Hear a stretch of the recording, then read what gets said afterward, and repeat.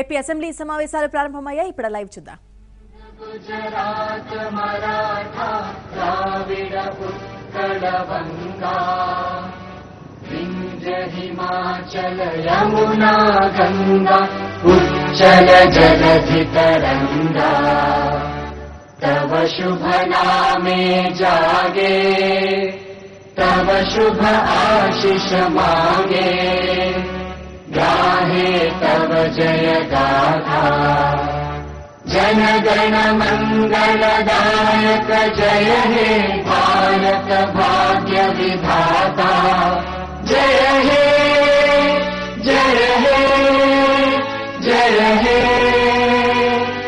जय जय जय जय हे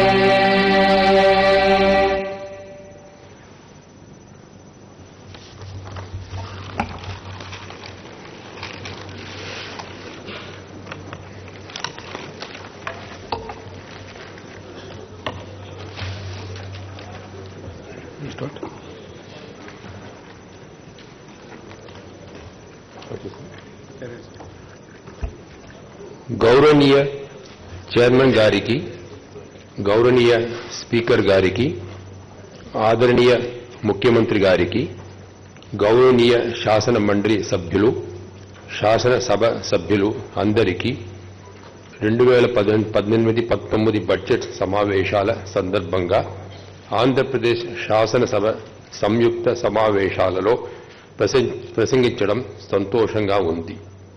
ఈ నూతన అసెంబ్లీ భవనాలలో రెండవసారి బడ్జెట్ సమావేశాలు జరుపుకోవటం సంతోషదాయకం. The honorable members are aware that the state reorganization has resulted in several difficulties and some of them stand unresolved to this day, causing severe hardships to the people of the state. The newly born state of Andhra Pradesh was left without a capital city and it was deprived of its major economic hub. The suffering was compounded by other issues facing the new state, including a revenue deficit, skewed income and asset distribution, lack of R&D institutions. Assets were allocated to the two successor states on the basis of the geographical location, debt liability was distributed on population basis, and income on the basis of geographical location of source of income. This resulted in the new state of Andhra Pradesh with 58% of the population getting 46% of the estimated combined state revenues. Power generation was allocated on the basis of consumption pattern as it existed at the time of division.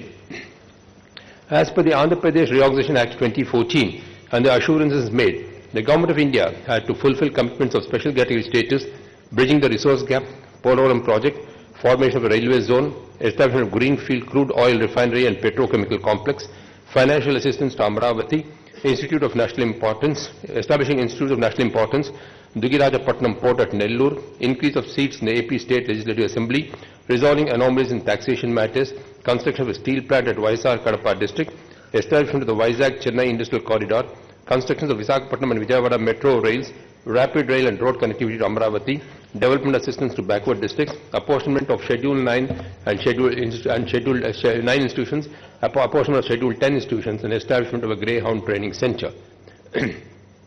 My government has made rigorous and untiring efforts during the last 3 years and 9 months to get all issues listed above are implemented and reiterate people's demand to expedite the resolution of all provisions incorporated in the Andhra Pradesh Reorganization Act and assurances made in relation to it, including according the special category status. Once a prosperous state, the newly formed state of Andhra Pradesh is now faced with a severe drop in per capita income, leading to a decrease of rupees 35,000 when compared to other southern states, requiring support of Government of India to the state till a level playing field is achieved compared to its neighbouring states by expeditiously implementing all provisions and entitlements as incorporated in the APRA and assurances made. My government will leave no stone unturned to get them resolved favourably. Undaunted by the numerous challenges post-bifurcation, my government, under the leadership of Chief Minister Sri Nara Chandrababu Naidu Garu, converted every crisis into an opportunity thanks to his astute leadership. Our vision is to build a happy, inclusive and an innovative society, and we aspire to be among the 3 best states in India by 2022, be the best state in the country by 2029, and a global destination by 2050. For India to grow at 8 to 9%, some states need to grow at more than the national average. We are targeting a compound annual growth of 12% till 2029 and a high level of human development index of 0.90 by 2029 through structural and social transformation and through macro level planning with micro level execution. We have embarked on this journey of high growth through a developmental framework of 7 missions, 5 grids and 5 campaign modes. The framework emphasizes improving the rural and urban infrastructure, saturate basic needs of the poor, and create the economic infrastructure to create jobs, prosperity and happiness. My government is working for sustained empowerment of the poor, marginalized and the most vulnerable sections of the society and making them active stakeholders of the state building process. To ensure balanced regional growth, my government has evolved a strategy to drive growth and develop all the backward districts in the state by establishing major industries in each of these areas, duly leveraging the advantage of adjacent major cities like Visakhapatnam for North Coastal districts and Chennai, Bengaluru and Hyderabad for Rayalaseema districts. Bhavanapadu Port, Kia Motors of South Korea, Bell, Agri-Processing Parks, Tourism Projects, Anantapur Amravati Expressway, Airport Development, Central University, Energy University, National Academy of Customs, Excise and Narcotics are some of the major projects in these backward districts to drive growth and create employment.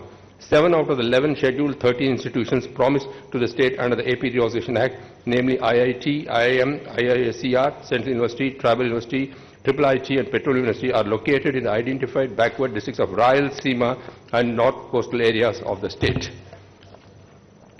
Honorable members may recall that the development journey so far has not been easy, and it is only due to our determination, self-respect and self-confidence that the state has become a role model in certain areas due to its astute leadership and support and cooperation of the people of the state.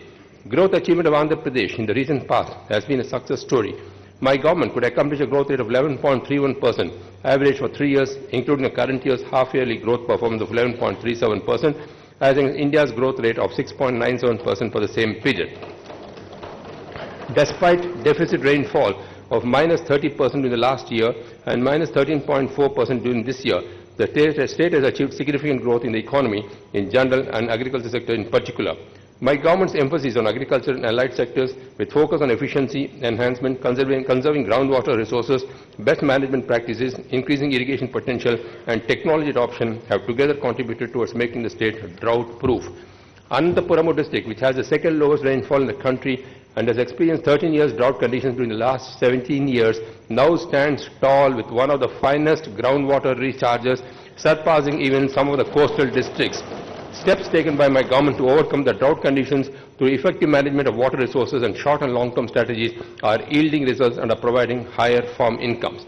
To achieve sustainable double-digit inclusive economic growth and to give boost to employment creation and infrastructure development, my government has identified high-impact priority projects and established a Chief Minister's Delivery Unit for strategic planning, problem-solving and monitoring and accelerating the pace of these projects. Some of these projects are economic cities with walk-to-work concept like Jakampudi Footwear City, Convention City at Vizag, Sports City at Vizag, Defence City at Kurnool, Apparel City at Anantapuram, Food Processing City at Chittoor and East Godavari.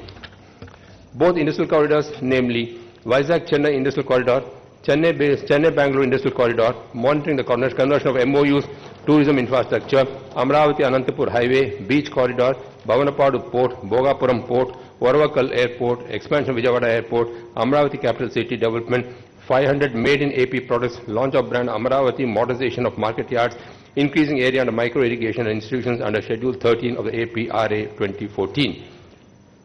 Respected members, my government is organizing the citizen engagement campaigns of Janmabhoomi, Mahavuru and Nava Nirmana Diksha regularly for becoming active stakeholders of the development process while bringing the government to the doorstep and redressing their grievances. The latest and 5th round of Janmabhoomi Mahavuru participation of more than 1 crore people for discussions on 10 themes besides games and cultural activities. As a result of the efforts of the government and making credit and inputs available to the farmers in time, agriculture and allied sectors have shown encouraging growth of 25.60% in the first half of the current financial year. Agriculture 17.44%, fisheries 42.73%, livestock 13.68% and horticulture 18.62%. Subsectors are major constituents of the growth in agriculture sector. Andhra Pradesh stood first for the second consecutive year in the country in distributing soil health cards to farmers. 54.27 lakh soil health cards were distributed during the last 3 years, with recommendations which resulted in reduction of fertilizer consumption by 1.57 lakh MTs in the Kharif 2017 compared to Kharif 2016. My government is currently working with Bill and Melinda Gates Foundation, which will provide technical and manpower assistance for digital soil mapping. To correct micronutrient deficiency, my government has covered 12.37 lakh hectares of area. Andhra Pradesh is the only state to allocate a separate budget for supply of micronutrients on 100% subsidy. During the last 3 years, 1.21 lakh MTs of micronutrients were distributed, incurring expenditure rupees 157 crore, while about 1 lakh MTs is distributed this year so far at a cost of 98.60 crores. 26.53 lakh quintals of quality seeds were distributed in the last 3 years, and 10.41 lakh quintals have been distributed this year. While rupees 1,547 crore was given as input subsidy to 20.40 lakh farmers during the last 3 years, 15.5 lakh farmers have been covered this year so far. To enhance awareness on best practices in agriculture, about 11,633 demonstrations have been established by my government during the last 3 years under the Chandrana Raitu Kshetralu. Sustained efforts of productivity and enhancement are expected to result in an increase of food grain production from 149.16 lakh million ton MTs in 2016-17 to 157.59 lakh MTs in 2017-18. My government is at the forefront of technology-driven transformation in agriculture and has been promoting extensive usage of IT in agriculture sector. A global event, AP Agri-Tech Summit 2017, held at Visakhapatnam during November 2017, has set the tone for bringing together global leaders in cutting-edge technologies in the agriculture sector to the aid of small and marginal farmers in the state. The zero-budget natural farming will become a comprehensive and long-term welfare initiative for the farmers, with a target to reach 5 lakh farmers and to cover 5 lakh hectares in around 1,600 villages covering all mandals and districts. My government has entered into an MOU with the University of Iowa for building a mega seed park in 650 acres at Tagarancha agriculture farm in Kurnool district, and allotted an amount of 670 crores to that effect. This shall ensure the availability of quality seeds with a low cost to every farm holder in the state. Supply of seed subsidy using biometric system, e-crop booking, pest and disease management through Plantix and PIMS application, analysis of soil moisture through sensors, and geotagging of water resources and rain guns, developing a separate mobile application for recording crop cutting experiments data, which helps to solve crop insurance claims faster, updating information of schemes on AgriSend portal are some of the innovative IT initiatives in agriculture. Government of AP is implementing the agriculture debt redemption scheme with an approximate cost outlay of 24,000 crores to help farmers facing economic crisis due to unfavorable environmental situations by deciding to waive the crop loan and agriculture gold loans availed for agriculture purpose, together not exceeding rupees 1.5 lakh per family. In agriculture debt redemption scheme so far, 13,976 crore is adjusted to 117.6 lakh accounts. For horticulture debt redemption so far, 384.47 crores was released in favor of 2.24 lakh loan accounts of farmers. Special focus is given to the tenant farmers for providing access to institutional credit by issuing loan eligibility cards and certificate of cultivation. While in 2014-15, the total loan sanctioned to tenant farmers were rupees 272.49 crores, in 2017-18 it increased to 2,326.88 crores, which is 8-fold increase in a span of 3 years. Horticulture sector is moving ahead of agriculture and is growing at 18.62% to make Andhra Pradesh a major horticulture hub. We are planning to expand the area under horticulture crops from existing 41.08 lakh acres to 100 lakh acres. AP ranks second in the country in the coverage of micro irrigation with coverage of 20.60 lakh hectares. Benefiting 6.25 lakh farmers, MOUs were entered with 13 micro irrigation companies for establishing manufacturing units in AP with an investment of rupees 128.5 crores. My government targets to cover 1 million farmers in the next 3 years under 1,000 farmer producer organizations for agriculture and allied sectors to establish forward and backward linkages. The contribution of GVA from livestock is targeted to be rupees 75,000 crores in 2017-18. We are focusing on improvement in production of milk, meat and egg under livestock sector to ensure earnings of rupees 10,000 income per month to every household. Every fifth egg in country comes from Andhra Pradesh. From 1309 acre in 2014-15, the egg production has gone up to 1583 crore in 2016-17 and to 1342 crore so far in 2017-18. The state ranks at 4th position in meat production of 6.33 lakh LMTs in 2016-17, going up from 5.28 LMTs during 2014-15. The state ranks 5th in milk production with 22 LMTs in 2016-17 from 96.5 LMTs in 2014-15. My government has introduced a unique program, probably for the first time in the country, to achieve self-sufficiency of fodder at village level through promotion of Uru Pashugara Kshetralu, for which our state has got 10th Global Leadership Award 2017. Already 3 fodder godowns are established in Chittoor, Anantapur and Kadapa districts. 27,805 MTs of silage has been produced and distributed to farmers covering 76,140 hectares. Growth in fishery sector, which has been spectacular. The sector contributes 6.4% to GSDP, provides employment for about 14.5 lakh people and contributed to 17,000 crore from seafood export during 2016-17. AP ranks first in total fish and shrimp production by producing more than 70% of the cultured shrimp in the country, from 19.78 lakh tons with a value of 22,707 crores during 2014-15. The fish production of the state has moved to 27.66 lakh tons with GVA valued at rupees 43,538 crores in 2016-17. AP state envisions to become aquaculture hub by investing in processing capacity and export. Cold chain corporation is being set up to reduce the post-harvest losses and to add value to the produce. Modernization of market yards and Raitu Bazaars is being done to help farmers to get the right value of the produce. Integration of wholesale markets with e-markets platform e-NAM is picking up pace. My government has set up a target of 50% green cover by 2029 for making the state Harita Andhra Pradesh. We are setting up Nagar Vanam and Palle Vanam to spread awareness and to provide recreational space. As per the India State Forest Report 2017, out of the total increase of 6,778 square kilometers of forest area in the country, Andhra Pradesh accounted for 2141 square kilometers, the highest by any state. Water conservation and management are essential for Andhra Pradesh, as we are a lower riparian state, and the majority of our state's population depends on the primary sector for their livelihoods. With focus on completion of 29 priority projects, including interlinking of rivers, state has laid emphasis on restoration of tanks and water bodies, development of cascades and micro-irrigation to ensure optimal utilization of the precious resource. With the water conservation efforts put in by my government, under the Neeru Chettu, remarkable rise of about 4.5 meters of groundwater table is observed in the entire state, resulting in increased irrigation potential and shoring up drinking water availability. The long-cherished dream of interlinking of rivers, Godavari and Krishna, became a reality with the commissioning of the Pattisima scheme in a record time of 1 year by March 2016, which transferred 106 TMC of water this year from the Godavari basin to other basins. This achievement of my government was recognized by the Central Board of Irrigation and Power, Government of India, by conferring the award for optimum and efficient utilization of water resources in Godavari Delta system for 2017. My government has inaugurated 8 ongoing projects out of the 29 prioritized projects proposed for completion in 1 year. These are Purushottamapatnam Lift Irrigation Scheme, and Aniket across Sharda River, Muchuvari Lift Irrigation Scheme, Kandaleru Left Canal Lift Scheme, Gandikota CBR Lift, Siddhapuram Lift Irrigation Scheme, modernization of Yerakalva and formation of Pungonda Reservoir in West Godavari district.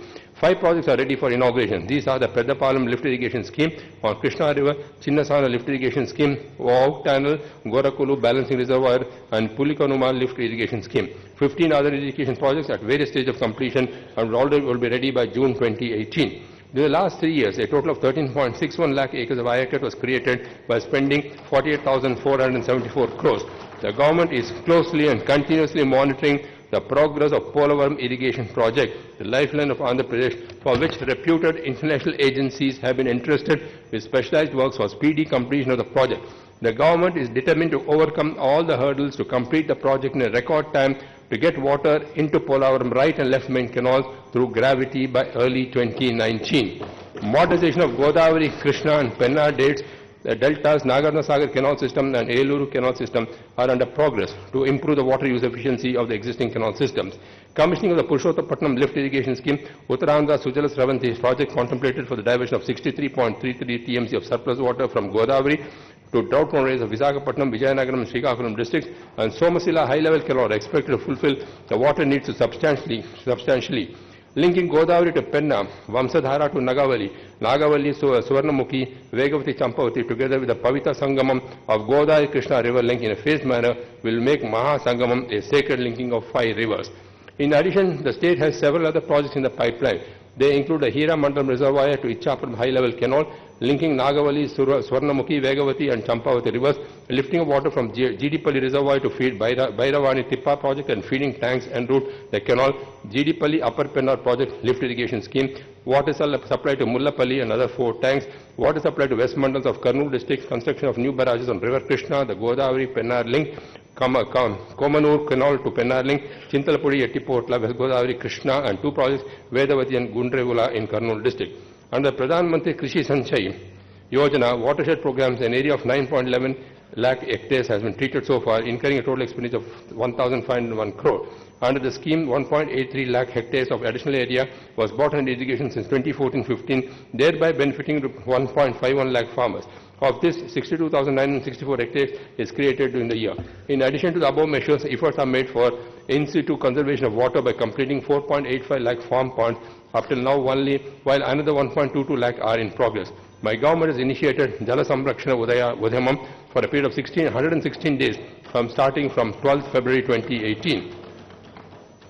While we focus upon growth at the same time, we are cognizant that for growth to be most meaningful and sustained in the long run, it must be inclusive and must benefit all groups, especially those groups which due to various social, historical and structural reasons have been denied access to resources and opportunities. That is the scheduled caste due to social marginalization and lack of access to resources, the scheduled tribes due to geographical isolation, the backward class due to decline in patronage for the traditional and skill-based occupations, the minorities due to socio-economic educational underdevelopment, the Kapus due to their relative deprivation, the poor among the Brahmins and the EBCs due to the overall constriction of opportunities. Government is implementing a clear strategy which will rest upon the multiple pivots of ensuring adequate allocation of resources, empowerment through education, fostering sustainable livelihood, and finally implementing welfare measures which are tailored for the specific needs of the community and meets their aspirations.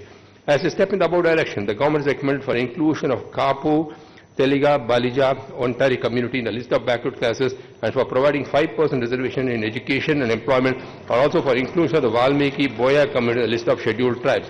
A one-man commission has been constituted to inter alia inquire into certain issues relating to the communities among the scheduled castes. For ensuring adequate allocation of resources, the government has during the last 4 years substantially enhanced allocation of the scheduled caste component and scheduled tribes component. Has introduced the backward class sub-plan in the year 2015-16, established the AP State Kapu Welfare and Development Corporation in 2015-16, the AP Brahmin Welfare Corporation in 2015-16, the AP Most Backward Classes Welfare Corporation in 2017-18, the AP SC Cooperative Finance Corporation has received its highest ever funding in the year 2017-18. The allocation of funds for the 11 BC federations is also significantly increased. AP is the pioneer in implementing the scheme of welfare hostels and residential school system, which is a model for the entire country. 3.3 lakh students belong to the SC, ST, BC and minority communities are studying in 3,723 hostels and 1.7 lakh students in 421 welfare residential schools. To develop the state as a knowledge hub and ensuring that no child is left behind in his quest for knowledge, a comprehensive scheme of post-matric scholarship, the largest in the country, is being implemented through the Janmabhoomi portal launched during 2017-18. The scheme is benefiting 16.80 lakh SC, ST, BC, minorities, Kapu and EBC students with an annual outlay of 2,981 crores. Maintenance fee to the students is now being paid every month and tuition fee to the education institutions every quarter. For the further benefit of the 16.8 lakh post-matric scholarship students, government proposes to streamline and also enhance the quantum of maintenance fees paid to the students from the academic year 2018-19.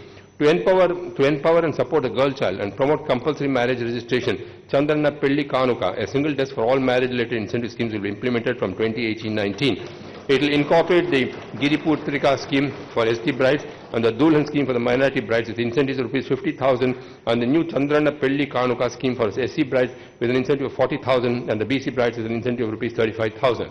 To enable streamline functioning and effective service delivery, the activities of all the welfare departments are consolidated onto integrated online portals deploying biometrics and analytics. During 2017, the online beneficiary management and monitoring system of the welfare finance corporations is recipient of the CSI Nihil and E-Governance Award, and the Janmabhoomi portal is recipient of the Scoch Award. Digital classrooms and virtual teaching is proposed to be deployed in all hostels and residential schools during 2017-18. Rupees 29,025 crores is allocated to the scheduled caste component in the last 4 years. Under the perspective plan, safe drinking water is being provided to 1,005 SC habitations at an outlay of 226.25 crores and 446 roads are being laid with an outlay of 452.08 crores. During the last 4 years, rupees 5,487.91 crores is allocated for education and related schemes benefiting over 24 lakh SC students annually. The residential school system is being strengthened, 8 new schools have been sanctioned under NABARD, and the existing infrastructure is being improved to an outlay of rupees 150 crores. For providing sustainable livelihoods, rupees 7,684.54 crores is sanctioned by the SC Corporation to 6.56 lakh beneficiaries in the last 4 years. The NSFDC scheme and the NSKFDC scheme for the Safai Karamcharis is revived, and rupees 120 and rupees 30 crore outlays respectively provided in 2017-18. 200 Innova cars and 100 Toyota vehicles were financed for SC youth, and 500 tractor trailers are being sanctioned rehabilitation of SC Safai Karamcharis.